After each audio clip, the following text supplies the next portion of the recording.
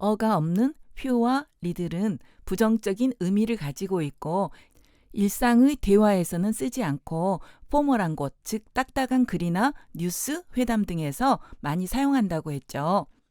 어떤 사막에 물이 없단 말이죠. 그런데 그 현상을 설명하는데 우리 같은 일반인이라면 There's no water in Death Valley. Death Valley라는 사막에는 물이 아예 없어요.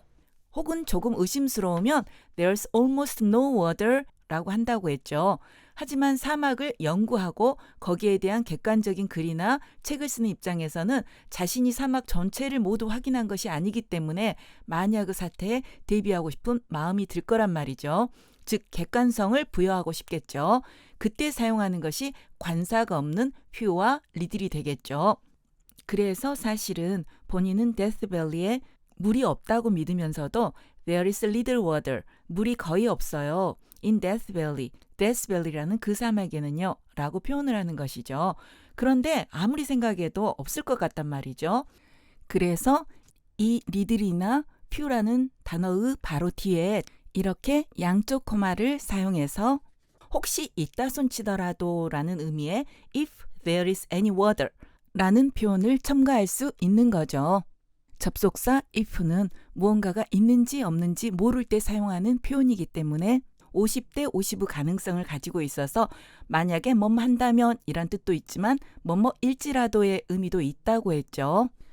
그리고 부정문, 의문문, if절 등 미지의 세계에서 사용되는 any. 없을 수도 있는데 있다면 혹시 어떤 뭐뭐 이런 의미가 있다고 했죠.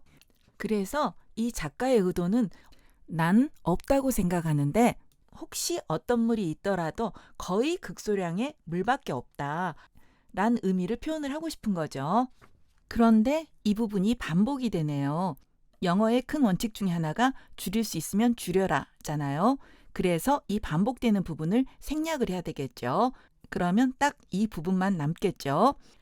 해석해보면 사막에는 물이 없을 것 같은데 혹시 있다 손치더라도 거의 극소량밖에 없다라는 의미가 되겠죠. 극히 일부의 사람들은 이렇게 코마 대신에 괄호를 쓰기도 하지만 아예 코마나 괄호를 쓰지 않는 경우도 정말 많네요. 그래도 외국인으로서 글을 쓸 때는 이렇게 양쪽에 코마를 사용하는 것을 추천드리네요. 가끔 코마가 없는 것을 비난하는 사람도 있거든요. 약간 어려운 표현이라 자주는 나오지 않지만 의외로 여기저기에서 나오거든요. 무조건 외우지 마시고 이해하고 읽어보세요. 몇 개 더 연습을 해볼까요? 셀 수 있는 명사부터요. 자, 이 문장의 의미를 한번 생각해 보세요. 어떤가요? 이 문장 그냥 보면 조금 어렵죠? 이번에는 여기에 코마를 사용해 볼까요? 그리고 이번에는 괄호로 바꿔볼게요. 이렇게요. 생략 전의 문장은 이렇고요. 그는 거의 실수를 하지 않을 것 같은데 설령 그렇더라도 극소량의 실수밖에 하지 않아요. 그의 그래서 말이죠. 란 의미가 되겠죠. 이번에는 좀 더 어려운 문장으로 해볼게요. 사실은 조금 어려운 문장이 많이 쓰이거든요. The universities, 그 대학들은 have shown, 보여주었어요.